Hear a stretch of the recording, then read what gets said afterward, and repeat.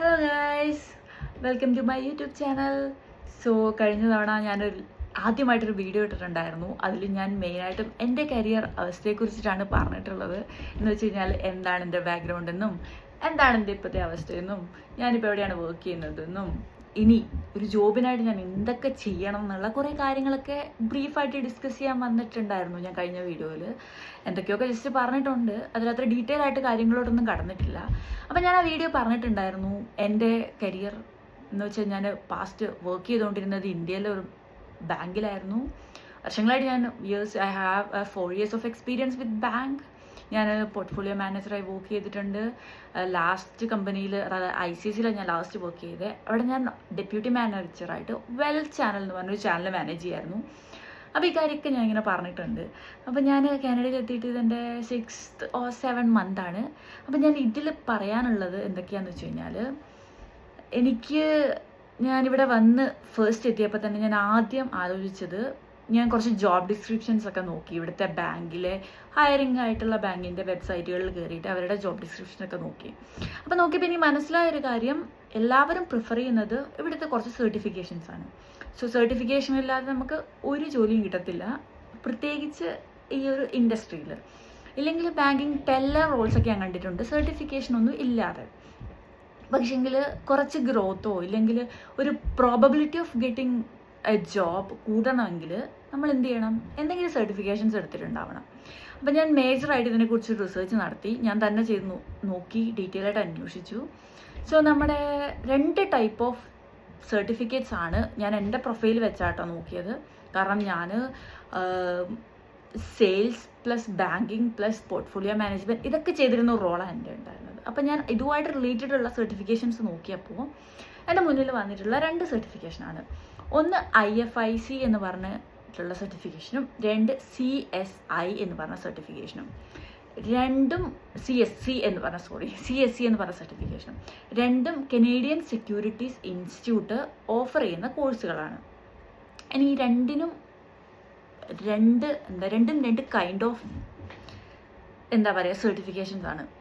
IFIC എന്ന് പറഞ്ഞു കഴിഞ്ഞാൽ നമുക്ക് എല്ലാവർക്കും അറിയാം, ഇന്ത്യയിൽ മ്യൂച്വൽ ഫണ്ട് സെല്ല് ചെയ്യണമെങ്കിൽ NISM എന്ന് പറഞ്ഞിട്ടൊരു സർട്ടിഫിക്കേഷൻ വേണം. എന്ന് വെച്ചാൽ നാഷണൽ ഇൻസ്റ്റിറ്റ്യൂട്ട് ഓഫ് സെക്യൂരിറ്റീസ് മാനേജ്മെൻറ്റിൻ്റെ ഒരു മ്യൂച്വൽ ഫണ്ട് സെല്ല് ചെയ്യാനുള്ള സർട്ടിഫിക്കേഷൻസ്. അപ്പോൾ ഞാനൊക്കെ ബാങ്കിൽ ജോയിൻ ചെയ്ത് കുറച്ചായി കഴിഞ്ഞപ്പോൾ തന്നെ ഇതിൻ്റെ ഒരു എക്സാമിന് പ്രിപ്പയർ ചെയ്തിട്ട് നമ്മൾ ബാങ്കിൽ തന്നെ രജിസ്റ്റർ ചെയ്ത് അവർ തന്നെ അതിൻ്റെ പേയ്മെൻ്റൊക്കെ നടത്തിയിട്ട് നമുക്ക് ഇങ്ങനെ സ്പോൺസർ ചെയ്ത് തരുമായിരുന്നു. അപ്പോൾ നമ്മൾ പഠിച്ച് പ്രിപ്പയർ ചെയ്തിട്ട് ആ എക്സാം അറ്റൻഡ് ചെയ്യുക, അത് മാത്രം നമ്മൾ ചെയ്താൽ മതി.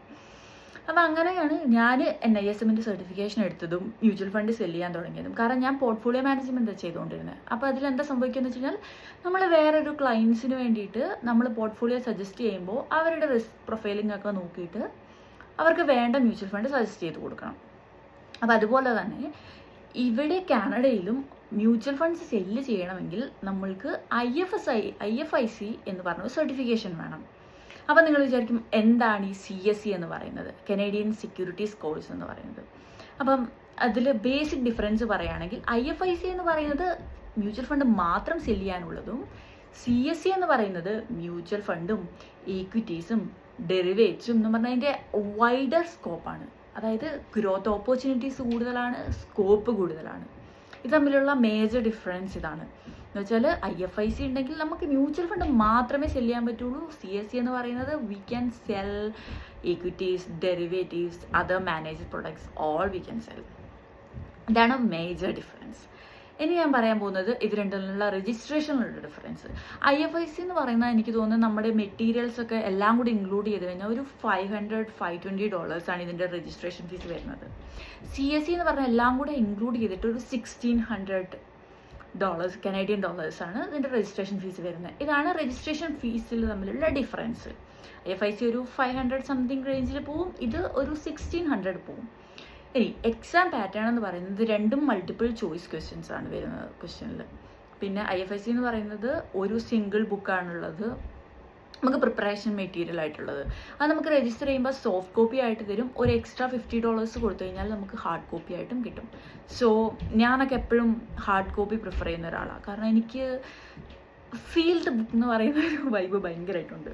കാരണം എനിക്ക് പ്രിപ്പയർ ചെയ്യുമ്പോഴാണെങ്കിലും പഠിക്കുമ്പോഴാണെങ്കിലും ആ ബുക്ക് കണ്ട് ടച്ച് ചെയ്ത് ഫീൽ ചെയ്ത് പഠിച്ചാൽ എനിക്ക് കുറച്ചുകൂടെ എപ്പോഴും മേ ബി ആ ഒരു പാറ്റേൺ ഫോളോ ചെയ്തിട്ട് വന്നുകൊണ്ട് ഒരാളായിരിക്കും. ഇപ്പോഴത്തെ ജനറേഷന് ബുക്സിൻ്റെ ഹാർഡ് കോപ്പീസ് അധികം ആവശ്യമില്ലല്ലോ. കാരണം സ്കൂളിലൊക്കെ ആണെങ്കിൽ എപ്പോഴും പ്രിഫർ ചെയ്യുന്നത് ഓൺലൈനാണല്ലോ, PDF പ്രിഫർ ചെയ്യുന്നുണ്ടല്ലോ. പക്ഷെ എനിക്കെപ്പോഴും ഞാൻ പ്രിഫർ ചെയ്യുക ഹാർഡ് കോപ്പീസാണ്. പ്രായമായതിൻ്റെയൊക്കെ ആയിരിക്കും. അപ്പം അങ്ങനെയൊക്കെ പറയുന്നത്. പിന്നെ എന്താണെന്ന് വെച്ച് കഴിഞ്ഞാൽ ഇതാണ് രണ്ടും തമ്മിലുള്ള മേജർ ഡിഫറൻസ് വരുന്നത്. പിന്നെ എക്സാം പാറ്റേൺ ആണെങ്കിൽ ഒരു 60 മിനിറ്റ്സിൻ്റെ ഒരു എക്സാമാണ് IFIC പറയുന്നത്. അത് 100 മൾട്ടിപ്പിൾ ചോയ്സ് ക്വസ്റ്റ്യൻസ് ആയിരിക്കും. അതിനുള്ള ടൈം എന്ന് പറയുന്നത് I guess it's 1 hour exam and 60% is the pass mark. Like for qualifying IFIC we need to qualify a minimum of 60% for the exam.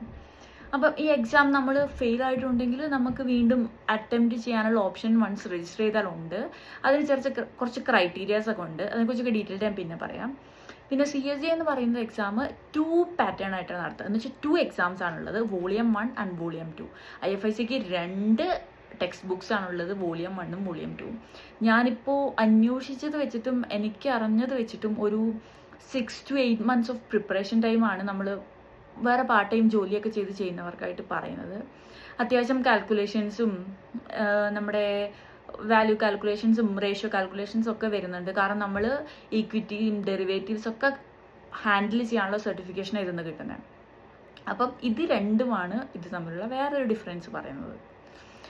പിന്നെന്താ പറയുക, ഇത് ചെയ്ത് കഴിഞ്ഞാലുള്ള നമുക്ക് കിട്ടുന്ന, ഞാൻ പറയുകയാണെങ്കിൽ ഇപ്പോൾ ഇതിനെക്കുറിച്ച് കൺഫ്യൂസ്ഡ് ആയിരിക്കുന്ന ഒരുപാട് പേരുണ്ടാവും. കാരണം ഞാൻ സ്റ്റിൽ കൺഫ്യൂസ്ഡ് ആണ് ഏതെടുക്കണം എന്ന്.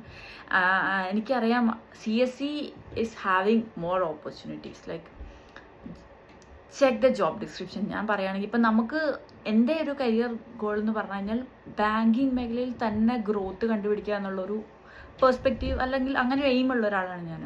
എനിക്ക് I like my profile. I like what I was doing there. So എനിക്ക് അത് തന്നെ കണ്ടിന്യൂ ചെയ്യണമെന്ന് ആഗ്രഹമുള്ള ഒരാളാണ് ഞാൻ. അതുകൊണ്ട് തന്നെ എനിക്ക് പ്രിഫറൻസ് CSEയോടാണ്. കാരണം ഞാനിപ്പോൾ IFIC എടുത്തൊരു മ്യൂച്വൽ ഫണ്ട് സെല്ല് ചെയ്യാനുള്ള ലൈസൻസ് എടുത്തൊരു ബാങ്കിൽ ജോയിൻ ചെയ്താലും എനിക്കറിയാം ഫ്യൂച്ചറിൽ അവിടെ നിന്ന് ഒരു നെക്സ്റ്റ് സ്റ്റേജിലോട്ട് പോകണമെങ്കിൽ എനിക്ക് CSE വേണ്ടി വരും. അല്ലെങ്കിൽ ഞാൻ എന്തായാലും അത് പ്രിപ്പയർ ചെയ്യേണ്ടി വരും. അപ്പം ഡയറക്റ്റ് CSE എടുക്കുകയാണെങ്കിൽ എനിക്കിപ്പോൾ ഉള്ള ബാരിയർ എന്തൊക്കെയാണെന്ന് ഞാൻ പറയുകയാണെങ്കിൽ എനിക്ക് അത്ര പ്രിപ്പറേഷൻ ടൈം വേണം. കാരണം ഞാൻ പാർട്ട് ടൈം വേറെ ജോബ് ചെയ്യുന്നുണ്ട്. പിന്നെ അതുപോലെയല്ല ഫീസും ഒരു മാറ്ററാണ്. അപ്പോൾ ഇത് രണ്ടുമുള്ളൊരു ഡിഫറൻസ് തമ്മിൽ ഇതാണ്. നമ്മൾ കുറച്ച് എക്സ്ട്രാ ടൈം സ്പെൻഡ് ചെയ്യണം. നമ്മൾ അതുപോലെ തന്നെ കുറച്ച് എക്സ്ട്രാ എമൗണ്ടും സ്പെൻഡ് ചെയ്യണം. പിന്നെ എന്തൊക്കെ പറഞ്ഞാലും ഈ ഒരു ലൈസൻസ് എടുത്തത് കൊണ്ട് മാത്രം എനിക്ക് ബാങ്കിൽ ജോലി കിട്ടും എന്നുള്ളൊരു there is no guarantee for that one. Like നമുക്ക് എല്ലാം എന്താ പറയുക, നമ്മൾ ഇടുന്ന എഫേർട്ട്, ജോബ് അപ്ലൈ ചെയ്യുന്നതിൻ്റെ എഫേർട്ടും.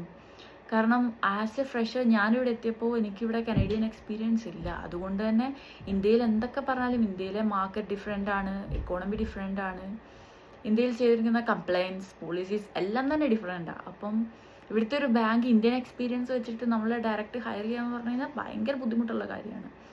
കാരണം പ്രത്യേകിച്ച് മേജർ റോൾസിലൊക്കെ, അതായത് ഇവിടെ ഫൈനാൻസ് റിലേറ്റഡ് കോഴ്സസ് എടുത്തിട്ട് വെയിറ്റ് ചെയ്യുന്ന ഒരുപാട് ആൾക്കാരെ ഞാനിപ്പോൾ ഇവിടെ വന്നിട്ട് മീറ്റ് ചെയ്തിട്ടുണ്ട്. അതുകൊണ്ട് തന്നെ it's difficult to find a job. But നമുക്ക് ചെയ്യാൻ പറ്റുന്നതൊക്കെ നമ്മൾ ചെയ്യുക. കാരണം ഒരു സർട്ടിഫിക്കേഷൻ എടുക്കുക, നമ്മൾ ജസ്റ്റ് പ്രൂവ് ചെയ്യുകയാണ് വേണ്ടത്. കാരണം നമ്മൾക്ക് ഇത്ര എക്സ്പീരിയൻസ് ഉണ്ട്, അത് ഇന്ത്യൻ എക്കോണമിയിലാണ്, ഇന്ത്യൻ മാർക്കറ്റിലാണ്, ഇന്ത്യൻ ഫൈനാൻഷ്യൽ മാർക്കറ്റിലാണ്. ബട്ട് സ്റ്റിൽ കാനഡയിലെത്തിയിട്ട് കനേഡിയൻ മാർക്കറ്റിനെ കുറിച്ച് നമ്മൾ പഠിച്ച് അതിൽ നമ്മൾ ഓൾറെഡി സർട്ടിഫൈഡ് ആണ് എന്നുള്ളൊരു ട്രസ്റ്റ് നമ്മുടെ എംപ്ലോയറിൽ ഉണ്ടാക്കിയെടുക്കുക എന്നാണ് മേജർ. പിന്നെ എന്തൊക്കെ പറഞ്ഞാലും ഒരു റെസ്യൂമ് നമ്മൾ അയച്ചു കഴിയുമ്പോൾ ഷോർട്ട് ലിസ്റ്റ് ചെയ്യുന്നത് എന്തായാലും ഈ പ്രൊഫൈല്, അവർക്ക് വേണ്ട പ്രൊഫൈൽ, അതായത് ഈ സർട്ടിഫിക്കേഷൻസ് നമ്മുടെ പ്രൊഫൈൽ ഉണ്ടെങ്കിൽ മാത്രമേ ഇതിൻ്റെ നെക്സ്റ്റ് സ്റ്റേജിലോട്ട് പോവുള്ളൂ. അപ്പോൾ ഞാൻ ആക്ച്വലി ഒരുപാട് വീഡിയോസ് സെർച്ച് ചെയ്തിട്ടുണ്ടായിരുന്നു CSEയും IFICയും തമ്മിലുള്ള ഡിഫറൻസ്. അപ്പം എനിക്ക് കുറച്ച് പാർട്ടായിട്ട് കുറച്ച് വീഡിയോസൊക്കെ കിട്ടിയായിരുന്നു. അപ്പം ഞാൻ വിചാരിച്ചു എന്നെപ്പോലെ ഈ 2 സർട്ടിഫിക്കേഷന് കമ്പയർ ചെയ്യുന്ന ഒരുപാട് ആൾക്കാരുണ്ടാവും. അപ്പോൾ ഡീറ്റെയിൽ കമ്പാരിസൺ ഒന്നുമല്ല, ബട്ട് സ്റ്റിൽ ഞാൻ കുറച്ച് ഇപ്പോൾ അതിനെക്കുറിച്ച് സ്റ്റഡി ചെയ്തിട്ടുണ്ട്. എന്തെങ്കിലും ഡൗട്ട്സ് ഉണ്ടെങ്കിൽ you can leave a comment there. I'll be glad to help you. And വേറെന്താ പറയുക, ഇതൊക്കെയാണ് ഈ വീഡിയോയിൽ പറയാനുള്ളത്. So whoever looking for a job, I wish you all the best. I hope you'll find your job, whatever it is, soon. And I'm also in that process of finding a job. Okay, that's for today. Bye. See you in another video. Please subscribe if you're not subscribed yet. Bye bye.